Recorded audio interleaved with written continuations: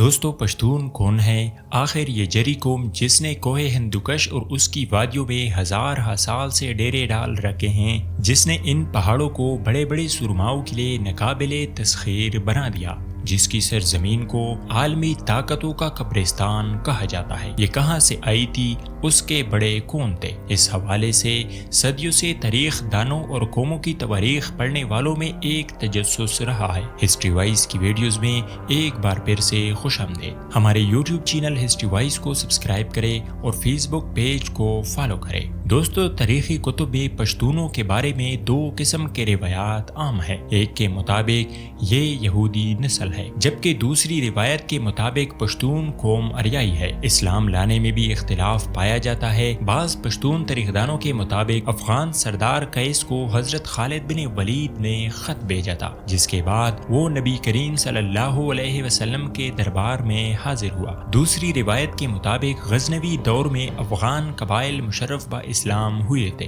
دوستو اسلام سے قبل کے زمانے کے پشتونوں یا افغانوں کا تعلق یہودی انبیاء حضرت داؤد اور سلیمان علیہ السلام سے جوڑا جاتا ہے۔ اسی کہانی میں کچھ صدیوں کے بعد بخت نصر کا نام آتا ہے، اور یہ روایت سنائی جاتی ہے کہ یہودیوں کے آباؤ اجداد کو جب یروشلم سے نکالا گیا تو وہ یہودی جو افغانوں کے آباؤ اجداد تھے مشرق ہی میں رہ گئے اور وہ واپس یروشلم نہ لوٹے۔ ان میں سے کچھ غور کے پہاڑوں کی طرف نکل گئے۔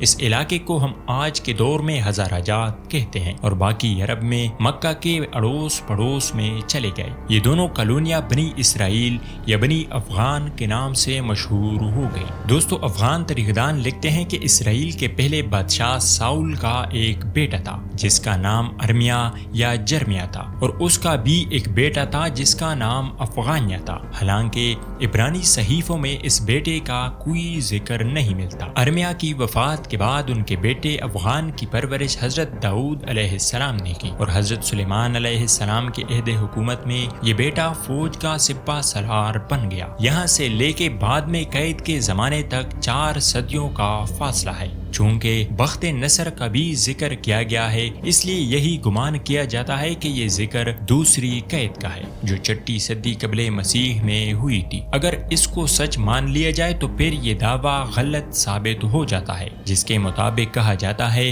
کہ افغان کے بیٹے بنی اسرائیل کا تعلق گم ہو جانے والے 10 قبیلوں سے ہے۔ دوستو بنی اسرائیل کے قبیلوں کی گمشدگی اور افغان قوم کی ابتدا مکہ کی طرف جانے والے یہودیوں کے بارے میں ان کا کہنا ہے کہ نبی پاک صلی اللہ علیہ وسلم کے زمانے میں مکہ میں متعدد یہودی آباد تھے، اور یہی اس امکان کو درست ثابت کرتا ہے۔ یہاں سے ان کی تقسیم سے ان کا نام خیبر پڑ گیا، اور اگرچہ خیبر اب کسی پختون قبیلے کا نام تو نہیں، مگر اب بھی پاکستان میں موجود پشتون اکثریت صوبے خیبر پختونخوا کے ایک علاقے کا نام ہے۔ دوستو تہذیب بابل کے دوران قید کے زمانے سے لے کر آخری نبی صلی اللہ علیہ وسلم کے دور تک 1200 سال کا عرصہ بنتا ہے۔ اس پورے عرصے میں ہمیں کوئی ذکر نہیں ملتا سوائے اس بات کے کہ غور کے آس پاس کے علاقوں میں، جن میں بعد میں کابل، قندھار اور غزنی کو بھی شامل کر لیا گیا، بنی اسرائیل کی آمد میں مسلسل اضافہ ہوتا رہا، اور ان لوگوں نے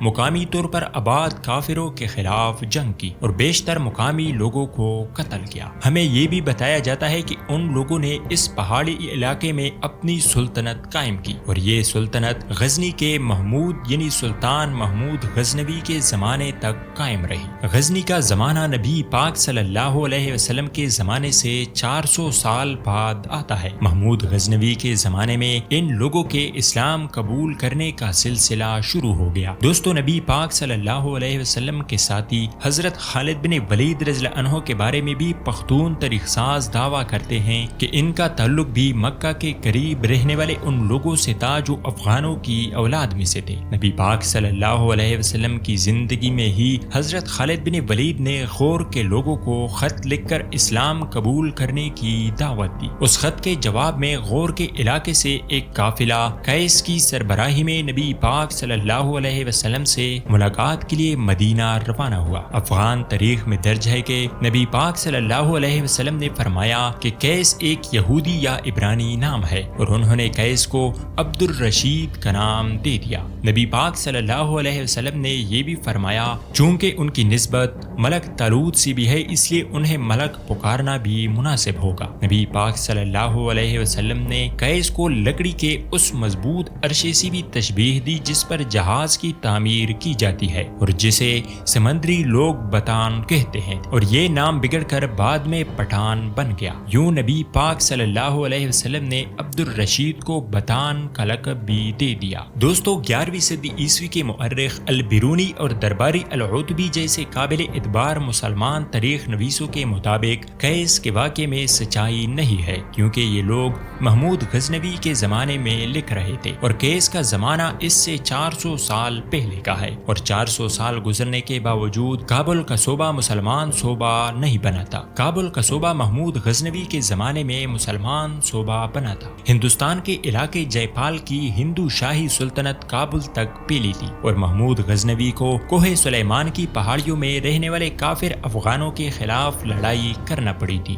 دوستو 1192 عیسوی میں مسلمان حملہ اور شمالی بھارت کی ہندو بادشاہت کے خلاف لڑی جانے والی جنگ جس میں معزز الدین محمد غوری نے پرتھوی راج کو شکست دی تھی، اس جنگ میں ہندو بادشاہ کی فوج میں افغان گھڑ سوار بھی شامل تھے۔ اس جنگ میں دونوں طرف سے افغان لڑے تھے، لہٰذا اس بات سے ثابت ہوتا ہے کہ 12ویں صدی عیسوی کے آخر تک بھی تمام افغانیوں نے اسلام قبول نہیں کیا تھا۔ حالانکہ اوپر بیان کی گئی کہانیوں میں یہ دعویٰ ملتا ہے کہ حضرت خالد بن ولید رضی اللہ عنہ کے عہد میں افغانوں کی اکثریت نے اسلام قبول کر لیا تھا، اور خالد بن ولید کا یہ واقعہ کسی بھی اسلامی کتب میں نہیں ملتا۔ امید ہے ہسٹری وائز کی آج کی یہ ویڈیو آپ لوگوں کو پسند آئی ہوگی، تو ہسٹری وائز کو سبسکرائب کریں، فیس بک پیج کو فالو کریں۔